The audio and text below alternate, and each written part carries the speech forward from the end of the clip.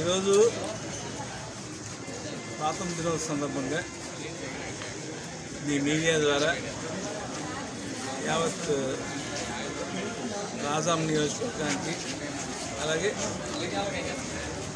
మన పరిసర ప్రాంత ప్రజలందరికీ కూడా హృదయపూర్వకమైనటువంటి స్వాతంత్ర దినోత్సవ శుభాకాంక్షలు.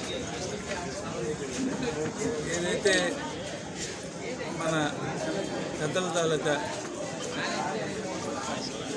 వారి తాలూకా ఇది స్వాతంత్రం సిద్ధించిందో వాళ్ళ తాలూకా శ్రమ వల్ల కానీ వారి తాలూకా ప్రయత్నంలో భాగంగా మనకి స్వాతంత్రం సిద్ధించిందో ఈ స్వాతంత్రం తాలూకా ఫలాలు ఈరోజు మనం అనుభవిస్తున్నటువంటి సందర్భంలో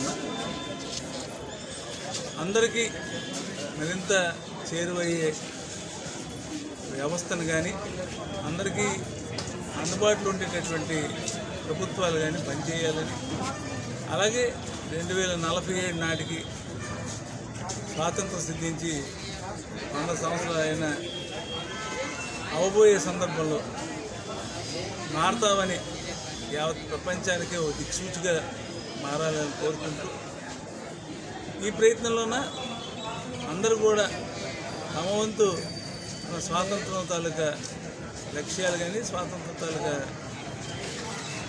ఉద్దేశాలు కానీ ప్రజల్లో మరింత బలోపేతంగా తీసుకెళ్లాలని కోరుతూ ధన్యవాదాలు. ఈరోజు 79వ స్వాతంత్ర దినోత్సవ సందర్భాన్ని పురస్కరించుకొని సన్ రైజ్ హాస్పిటల్ నందు స్వాతంత్ర దినోత్సవ కార్యక్రమాలన్నీ చాలా ఘనంగా జరగడం జరిగింది. ఈ సందర్భంగా ముఖ్య అతిథిగా వచ్చిన విక్రాంత్ గారికి అలానే హాజరైనటువంటి ప్రతి ఒక్కరికి కూడాను పేరు పేరున నా ధన్యవాదాలు తెలియజేసుకుంటున్నాను. స్వాతంత్రం అంటే ఎంతోమంది యొక్క కృషి ఫలితం, త్యాగాల ఫలితం. వారందరి యొక్క త్యాగాల ఫలితమే ఈరోజు మనం స్వతంత్రంగా తిరుగుతున్నాము, మనకు నచ్చింది చేస్తున్నాము, నచ్చిన బట్టలు వేసుకుంటున్నాము, నచ్చిన తిండి తింటున్నాము. అలానే మనందరం ఈరోజు సుఖ సంతోషాలతో ఉన్నామంటే వారందరి యొక్క త్యాగ ఫలితమే. వారందరి త్యాగాలని ఎప్పటికీ కూడాను మనం మర్చిపోకూడదు. చరిత్ర మనకి ఏదైతే చెప్పిందో చరిత్రని ఎప్పుడు కూడాను మనం గుర్తు తెచ్చుకొని ఆ చరిత్రకు అనుగుణంగానే ఉండాలి. అలానే దేశ ప్రజలందరూ కూడాను సుఖశాంతులతో ఉండాలి.